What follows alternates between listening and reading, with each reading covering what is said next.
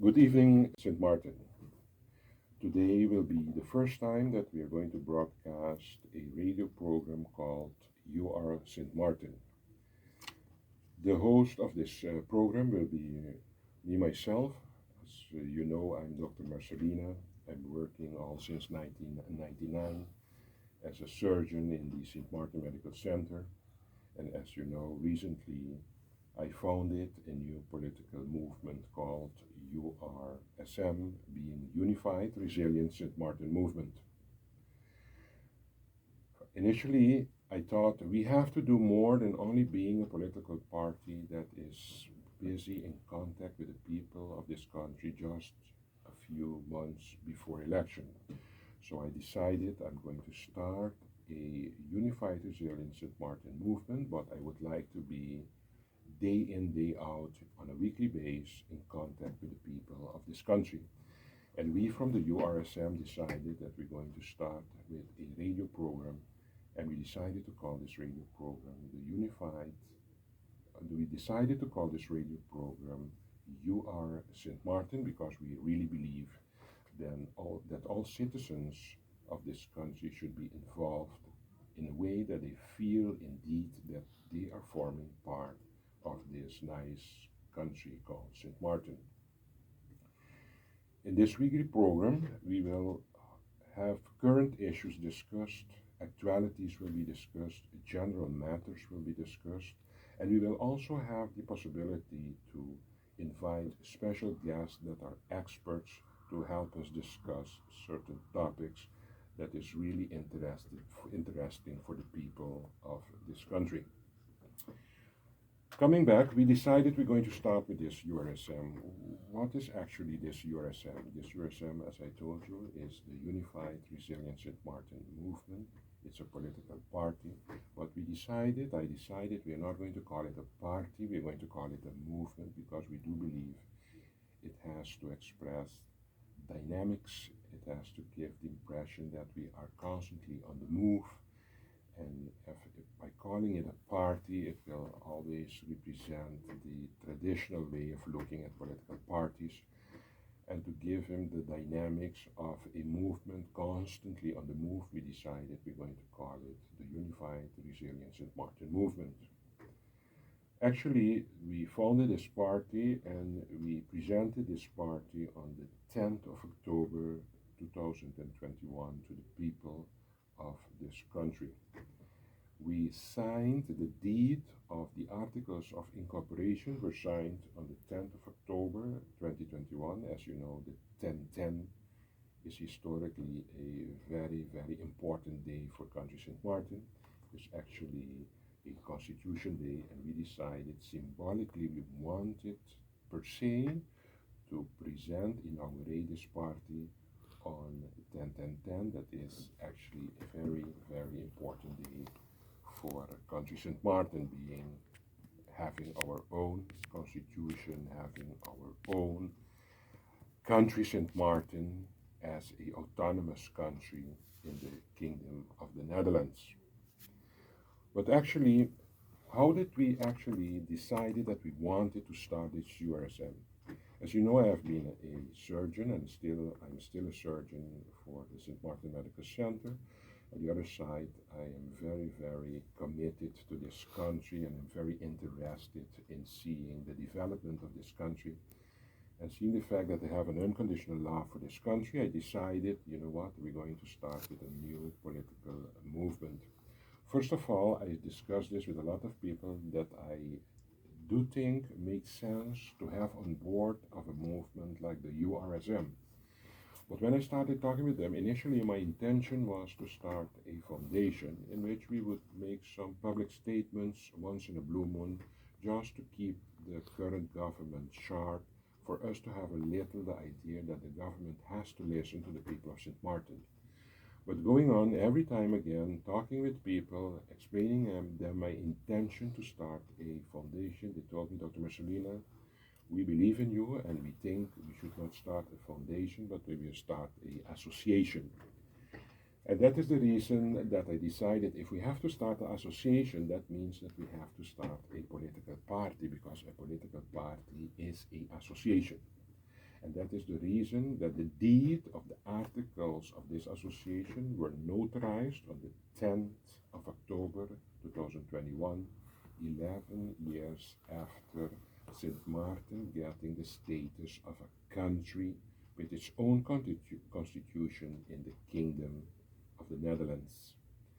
That is actually how the URSM started, and on the 15th of December we have been registered officially by the Electoral Council as a political party with the possibility to contest the upcoming elections in the future of country Sint Maarten. So actually we are an established political party, in this case a political movement.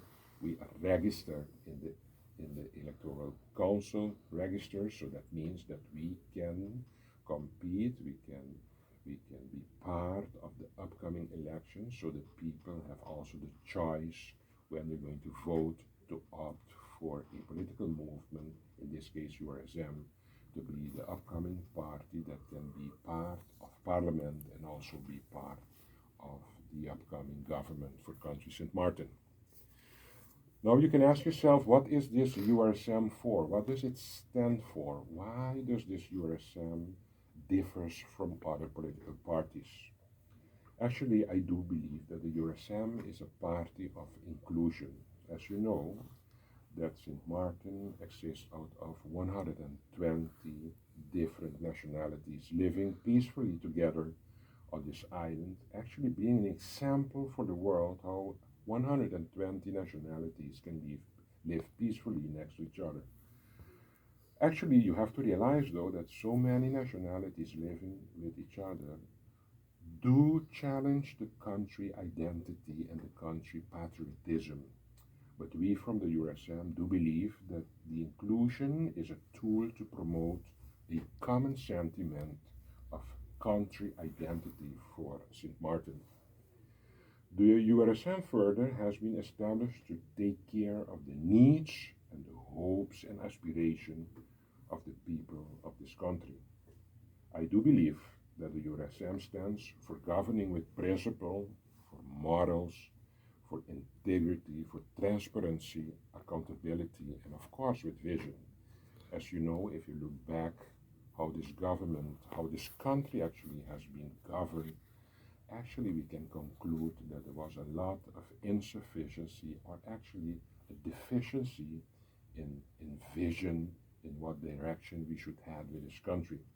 And of course, without vision and lack of principle and integrity, I think we are going to lose the progress of this country. So we from the URSM do really believe that we will have to promote the basic principles and morals and also safeguard integrity and transparency to make this country a real beautiful blueprint as an example for how a country should be governed. URSM also stands for leading by example. Leading by example, we do believe that if you lead by example, you're going to create followers. People do not buy a vision, people buy the visionary, not the vision. So we believe that if we lead by example, we will give the people the opportunity to follow us by giving the right direction that this country should go with good morals and good principles, and always safeguarding the integrity how this country should be governed.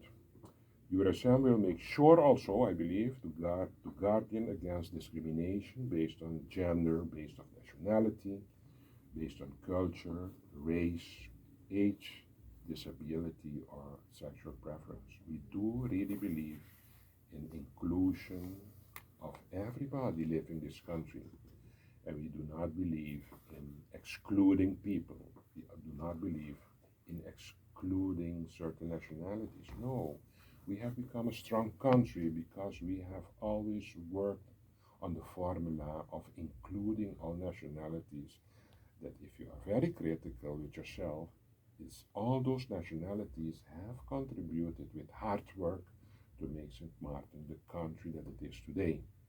Although we did not have the correct governments in the past, you have to give the people of this country the credit that they did what they have to do with the necessary effort, energy, and hard work that they brought this country to where it is today. So we do believe that we have to recognize all races, all cultures, all nationalities that have contributed and make Sint Maarten the place that it is today. We also believe that the URSM is a party with a great awareness of the existing critical socio-economic status of the people of this country. We from the URSM, believe me, we are really aware of the poverty rates of this country. Do you know that 29% of the people of this country are living under the poverty norm and line of this country? Can you imagine that 1 out of each 3 persons that you see in this country live under the poverty norm of this country? I do believe that that is unacceptable for a country that is part of the kingdom of the Netherlands. We should and we deserve better. So the USM does believe that we will have to do what we have to do to combat the poverty of this country. There is a very high unemployment rate at this particular moment in Sint Maarten. Looking back, actually, the biggest hit of unemployment we got after Hurricane Irma. And now with this worldwide pandemic, of course, we're going to see that the unemployment rate is getting more and more. I do believe that the unemployment rate at this particular moment in Sint Maarten is round and about the 17%. That is almost every person out of 5 is unemployed in this country. We cannot have a brilliant future if we have such a high unemployment rate in this country. So we will have to do something with our unemployment in Sint Maarten. There is also, maybe you don't know that, but there is a high illiteracy rate here in Sint Maarten. The illiteracy rate in Sint Maarten is about 4 to 6%. Can you imagine that from every 100 people that you see on the street, 5 of them cannot read or write? People just live every day, stand up, go to their work, or look around, but they don't realize how critical the development of this country is, that we still have in 2022 an illiteracy rate of between 4 to 6%. I do believe, as a leader of the USM, that it is unacceptable for country Sint Maarten. We have also a very low school education level of the populace of this country. I'm going to give a figure that is going to shock you. 49% of the people of this country, 49% do not have or did not finish a secondary school education.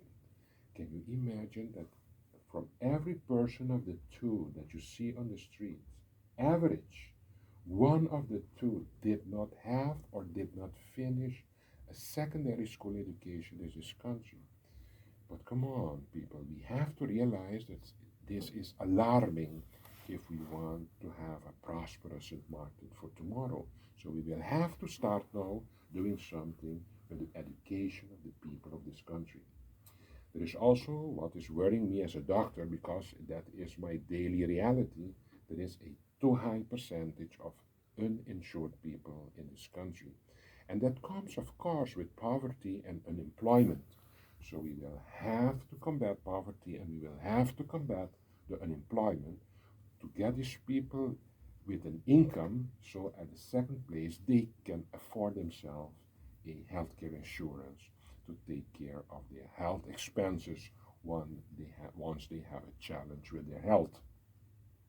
What worries me also is that I do believe that there is a too high percentage of illegals in this country. I am not against no illegal, but if we want to have a balanced community in which we can supply and take care of the group in general living on this rock called Sint Maarten, we will have to have a better grip and control of the illegals in this country.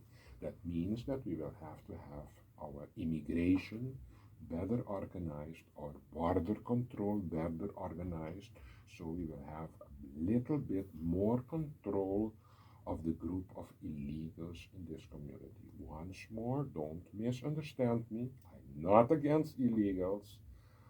I just said we are a party of inclusion and we respect and we want to include all nationalities, all races, all genders. Everybody is welcome in Sint Maarten, but we will have at the end of the day still have to organize this community in a way that it's the responsible balance to manage. And if our percentage of illegals is becoming too high in comparison with the rest of the community, you're going to get a disbalance in your expenses, and then things are going to get out of hand.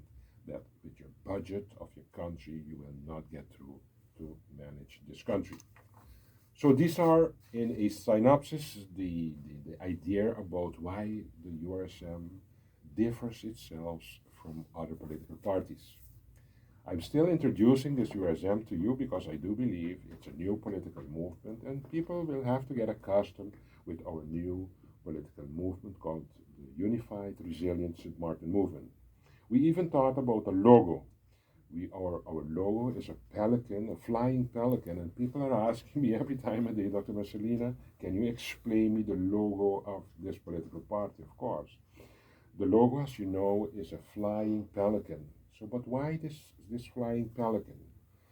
Actually, it's a pelican, and foremost, it's our national bird. So, pelican, as you know, is our national bird. It's flying in a forward direction. If you observe the logo that we made from our political party, you see that it's flying forward in a direction, meaning that there is constantly movement, because, as you know, we call ourselves a political movement. And having a national bird being the pelican flying forward, it symbolizes the movement of this political movement, ensuring that the people will not be left behind. Of course not. We are flying forward, and if you look at the wings of the pelican, you will see that the feathers are actually small human drawings, and you see that actually the pelican is taking the people of Sint Maarten under his wings, moving forward in the great direction to improve the country for all of us. The pelican has proven its resiliencies too, and was in the past, if you know the history of the brown pelican, it was almost driven to extinction twice. For this reason, the URSM chose this bird because of its resiliency. The pelican is a shining example of the success of endangered species and the work of environmental protection. So I do believe that this pelican symbolizes a lot, and I do identify the URSM as being having the total picture to symbolizes itself with this brown pelican. The pelican is also very important in its build, in its anatomy. It's a bird. It's a striking bird with huge feet, a solid foundation, and we do believe that the URSM has a solid foundation. And if you look at the brown pelican, you see that it has massive bills, which the pelican uses to catch large fishes. And what we want, of course, to show Sint Maarten with our logo that we are a bird with huge feet, with a solid foundation, and that we, of course, want with our massive bills to make sure that we dare to grab the big problems of this country with our massive bills and try to control them and change them for better. Bill stretching, moving. So what we see is, of course, a big pelican with firm feet, big feet, demonstrating a great foundation, and also massive bills that show that they are ready to catch big fishes and ready to deal with big problems of this country. That is actually an explanation for the logo of the pelican.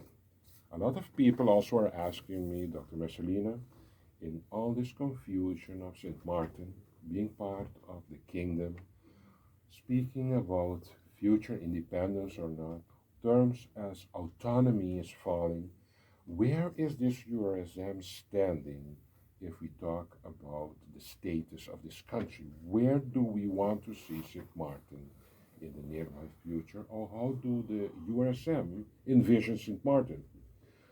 I do believe the following. The URSM wants to work towards a constituent state in the kingdom based on political democratic equivalency and equality without a democratic deficit. What do I mean with that, actually?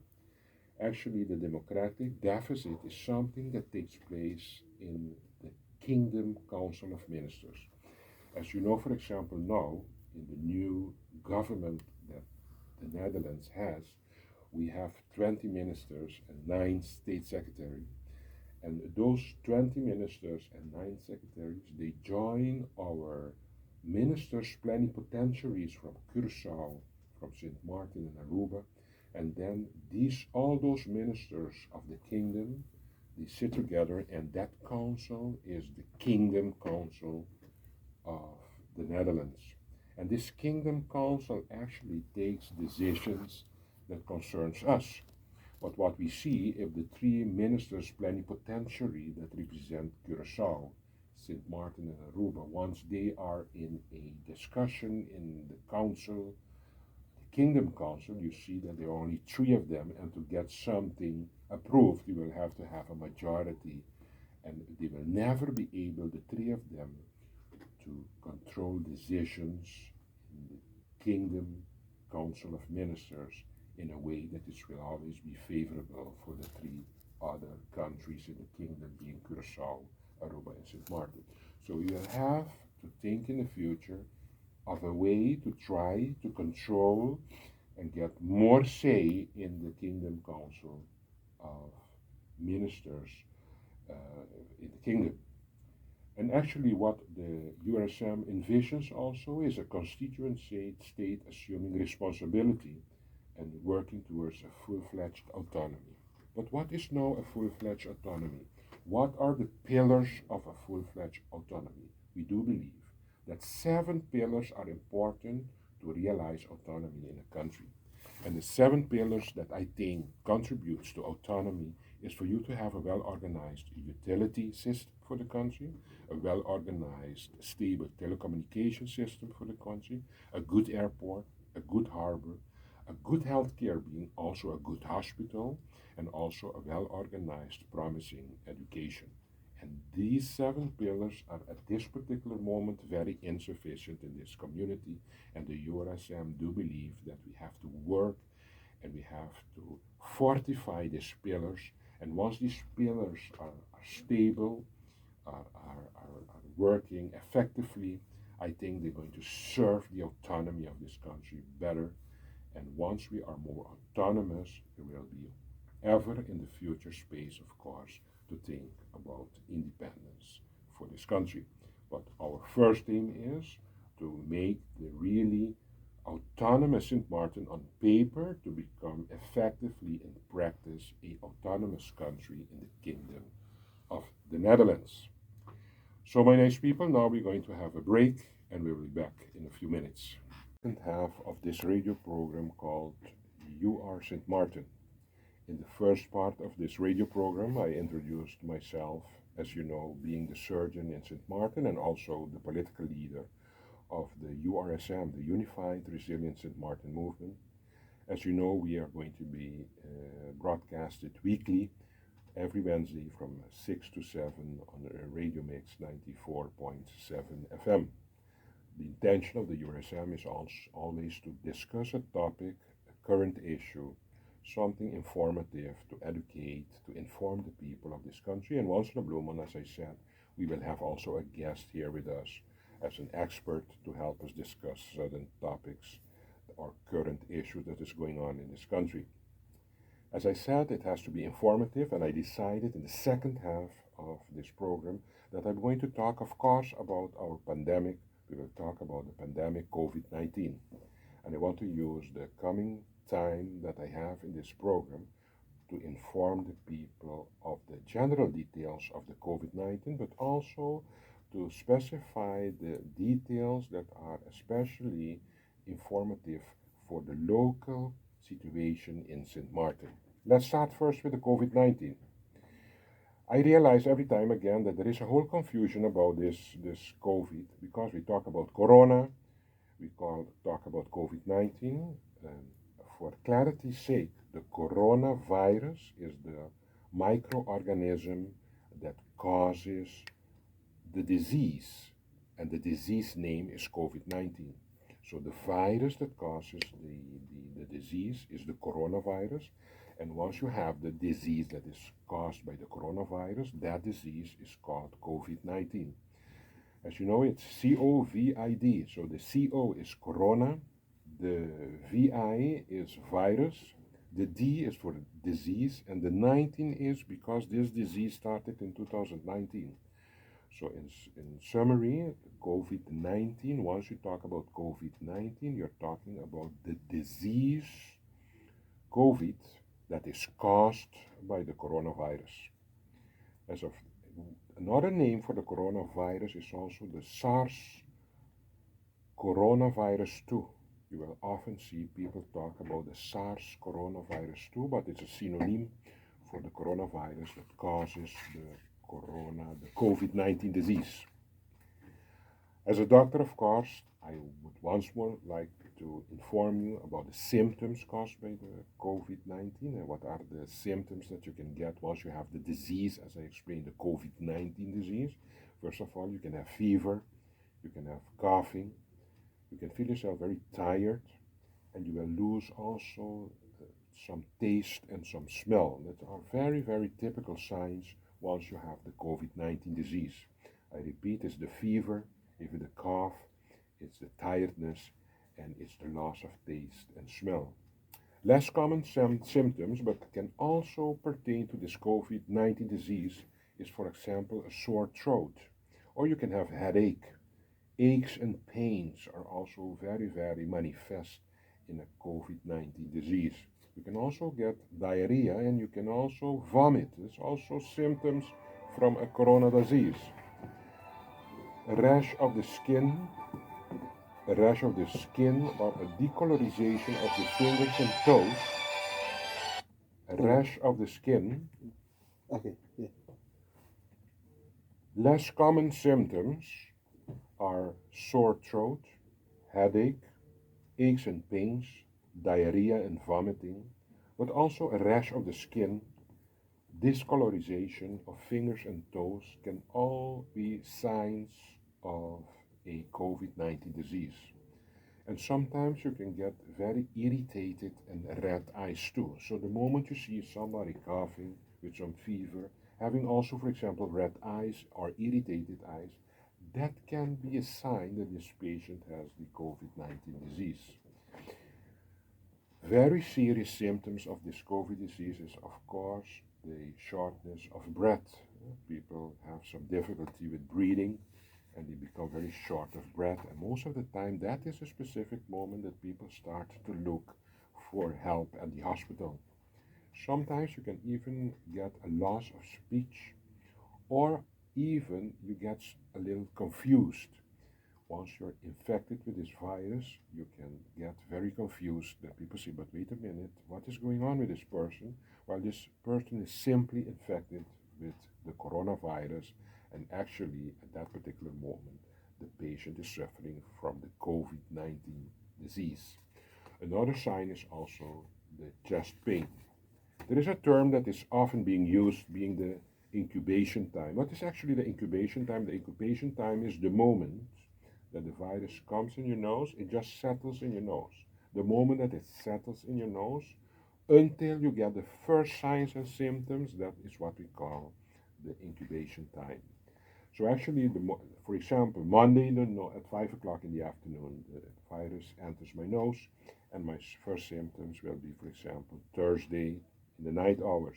That means the period being from Monday to Thursday has been the time that we call the incubation time for the virus not only to settle in my nose, but to start trying to penetrate. And the moment the virus penetrates, I'm going to get signs, and that is the moment of initiation of the COVID-19 disease. Actually, when you are short of breath, you're coughing seriously, you have a shortness of breath, actually that's the moment that you're looking for help at the hospital. And there are different options for treatment of this COVID disease. You're going to get, for example, oxygen.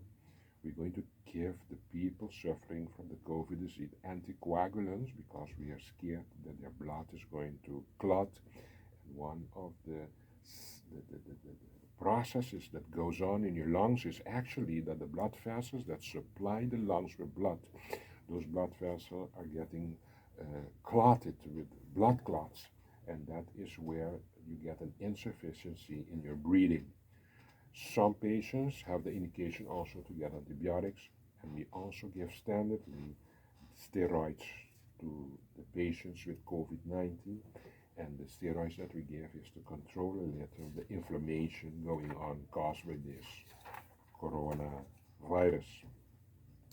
Another hot topic is, of course, always the COVID-19, the vaccine. That is the vaccine that there is a lot of opinions about. Once more, I'm not here to oblige people to take the vaccine. Everybody has the right to decide for themselves if they want to be vaccinated or not. But I will just give you a general information about the vaccine, so at least if you take the decision to do it, you're well informed about this vaccine. I personally do believe in the vaccine, so to tell you honestly, I'm vaccinated myself. I have actually 3 vaccines. I have the first 2, and I also have the booster vaccine. So as a doctor, I can advise, of course, and I do believe that we should vaccinate ourselves, but once more, I'm not here to oblige any person to get vaccinated. I think it's a primordial right that you have to decide for yourself if you want to be vaccinated or not. But if you ask me as a doctor, I do think it makes sense to vaccinate yourself. At this particular moment, we have many vaccines on the market, but most of the time it's the Pfizer that everybody speaks about, that we have in Sint Maarten. We also have the Moderna as a vaccine, and there is also the vaccine from Johnson & Johnson, but in Sint Maarten it's especially the Pfizer that has been used to vaccinate the populace of Sint Maarten. When should you start to vaccinate people now? That is also a question that we very often encounter, is as of 12 years of age, we can start vaccinating humankind. So as of the age of 12 years, it's possible to be vaccinated. And after the idea is that we have to vaccinate, and then we're going to vaccinate for the second time in the space of 5 months before before the first vaccination.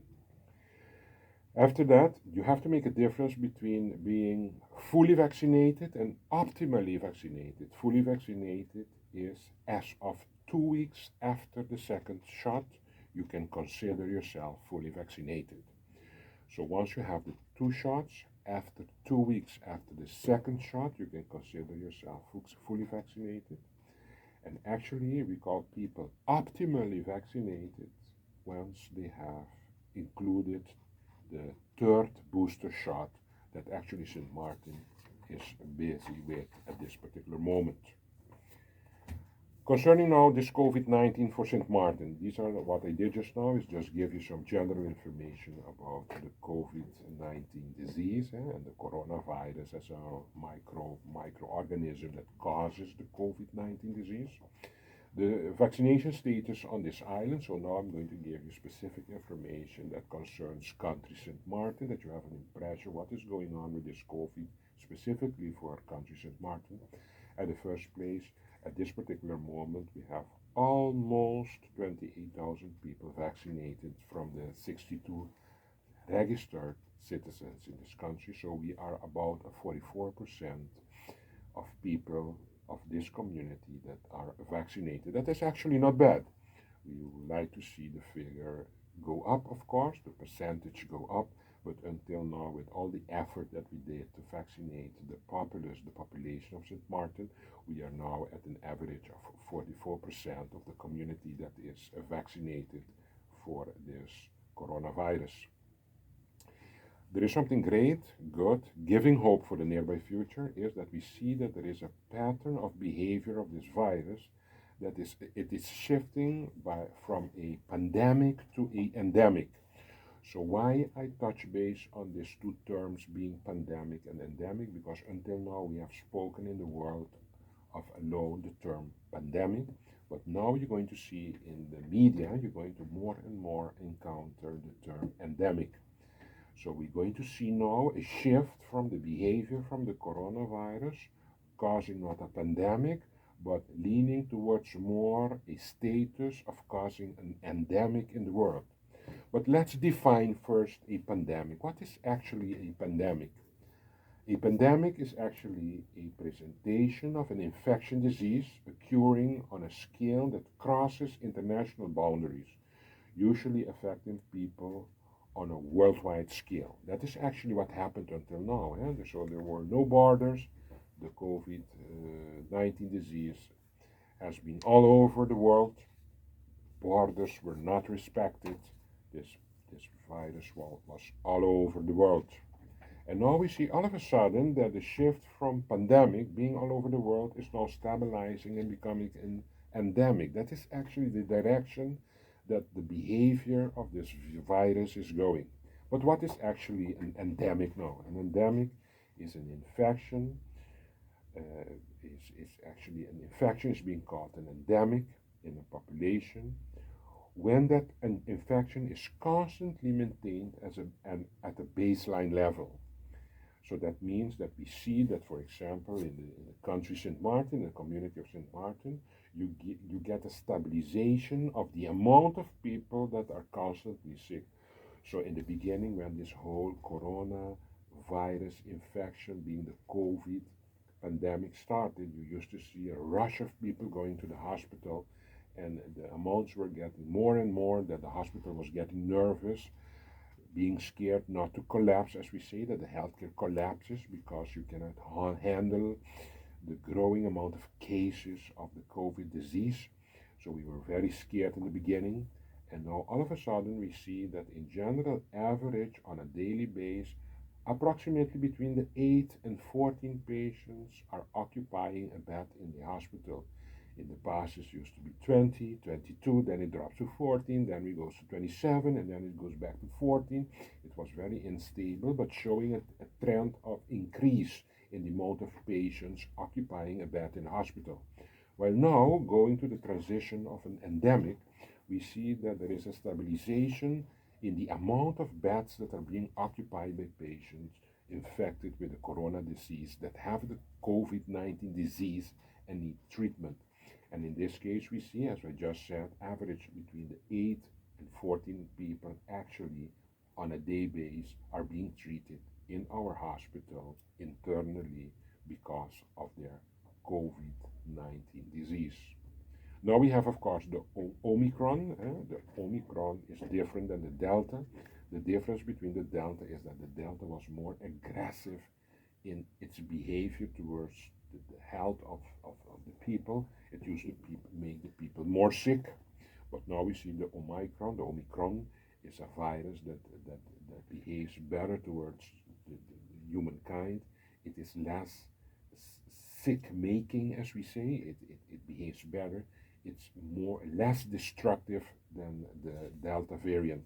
And that is something actually good for us because once you have the Delta variant, you see that people get more sick and are more in need of intensive care beds, while now we see that the patients that are contaminated and actually infected with the Omicron, we see that those patients get less sick than the ones that used to be infected with the Delta variant. Do not forget that we still, though, have the Alpha and the Delta variant of this coronavirus.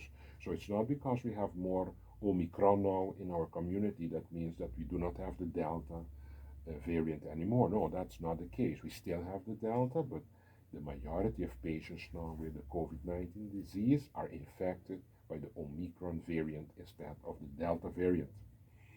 But as I said, the Omicron is milder in its virulency, in its damage that it causes in human body.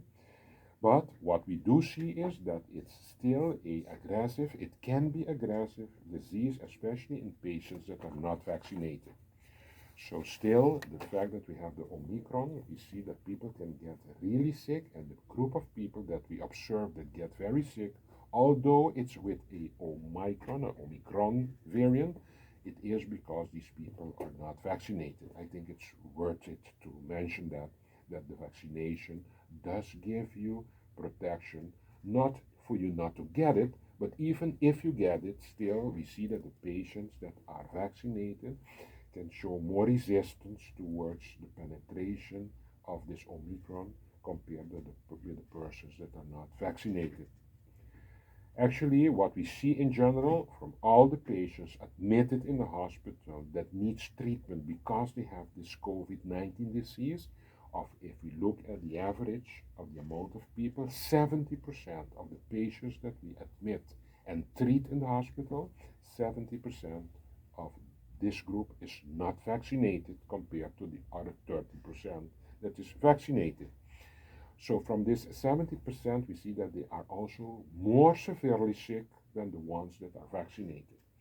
So once you are in the hospital, if we take the whole group, we see that 70% of those admitted are not vaccinated and 30% are vaccinated. And what we also see is that the group that is not vaccinated, being the 70%, this group is the group that gets more sick than the ones that are vaccinated. And this is the group, the 70% group, are most of the time the group that reaches intensive care. And this of the 70 group are almost always the group that gets itself connected to the ventilator and needs the assistance of the respirator for them to go through this COVID-19 disease. So this vaccination does make sense if you look into the perspective of defending you for a severe disease caused by this coronavirus. I have to make one statement. If you look at the daily statements that comes from the Department of Communication of Government, you see there is a section that they say every day how many people are hospitalized in our institution here in Sint Maarten. What we see is you have to be careful with that figure. For example, you see it's about 14, 15, not more, sometimes 16, but it averages around the 13, 14. But not all of these patients are in the hospital because they are treating for the COVID-19 disease. For example, lately I had a patient came to the emergency room because the patient had a severe abdominal problem that I had to operate, but we have the policy to swipe all those patients, to swab them, to see if they are contaminated with this coronavirus before we admit them and contaminate other patients that are admitted in the hospital. And this patient, for example, with this abdominal problem, we screened this patient, and the result was that this patient was positive. That means that the patient was contaminated with the coronavirus. But that does not mean that this patient is admitted at that particular moment because the patient has the COVID-19 disease. No, the patient came to the hospital because of her abdominal pain. So this patient, automatically that number will go under the number of all the patients that are screened positive for the coronavirus. But it's actually not correct, because actually you should give the public the right information about the exact amounts of patients that you are treating at that particular moment, because they came for the treatment of the COVID-19 disease. So for example, average when you have 14 patients that are documented being hospitalized, actually perhaps maybe 8 of them will be really admitted because of treatment necessary for the COVID-19 disease. And even the 8, not always all of them are severely sick. Some of them you can discharge, but actually they don't have a house to go to, or they don't have the right accommodation, or they don't have the right housing possibilities to isolate themselves. So sometimes you have some social indications that the people stay in the hospital because they cannot quarantine themselves. So that is all reasons to know that this figure can be high when you see hospitalized amounts per 24 hours, but that does not mean that all those that are hospitalized means that they are all being treated because they have the COVID disease. That is not true. For you people of Sint Maarten, I really want to make the following statements. I really want all of us to calm down a little on this COVID-19 disease, this coronavirus. Why? Because as I told you, you see a trend of a shift now from being in a pandemic to becoming an endemic. So we have to reset our mind that we're getting to a situation that it is stabilizing in the world and also in Sint Maarten. As I said already, people do believe, and that's why I find it a little erroneous and strange that every day we are focusing on figures about how many patients are admitted, how many patients are being treated in the hospital, how many tests are positive. I think it does not make sense to do that because at the end of the day, we will all die and leave this coronavirus behind us. It's not that one day the World Health Organization is going to call us and tell us, listen, guys, we just killed the last coronavirus and this COVID disease is over. No. I can recall that I was born and the TBC was already there. I will die, and still we have this TBC going on this earth. So that will be the same for the coronavirus. It's not that one day we will get the hold of this coronavirus in a way that we're going to be able to eradicate this virus. It's not possible. This coronavirus will always stay on Earth, but as we said, it's going to stabilize in a way that we can recatch daily life again. Actually, but just making those some small changes. I do believe that we have to live with a new concept with this COVID that is a reality nowadays. I do believe that we have to encourage people to change their behavior. I do believe that we have to introduce proportionate restriction. What do I mean with that? To suggest, for example, the wearing of face masks in enclosed spaces or in crowded activities. I do believe then it's necessary to wear a mask, but that is the direction that we will have to go in the nearby future.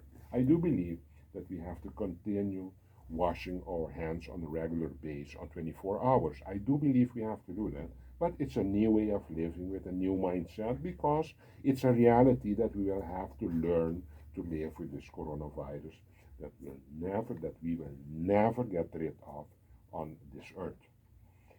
And I do believe that you have to refresh the air of closed spaces too. That is something that will have to happen for you to control the load of virus that is in the air in closed spaces.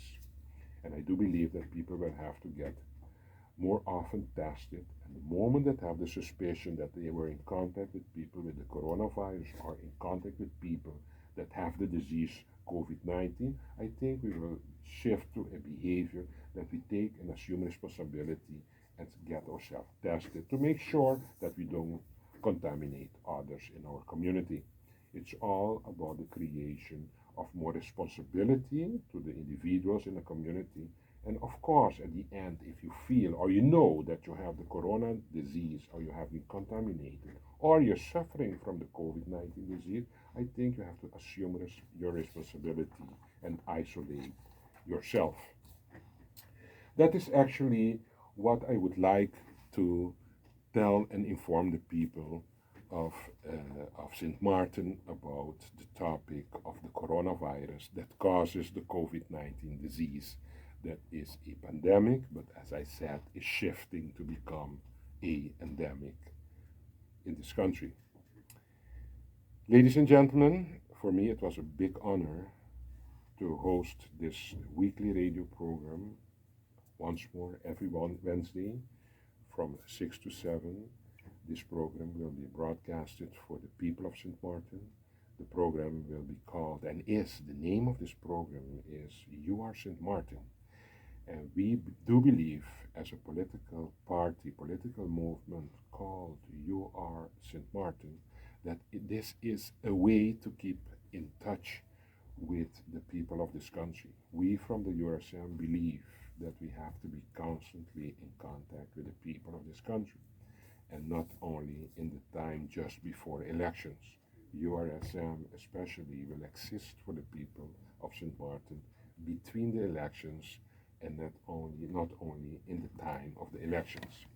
Once more, I would like to thank you for your attention and looking forward to have you back in our next week program called You Are Sint Maarten. Thank you very much. Have a great night.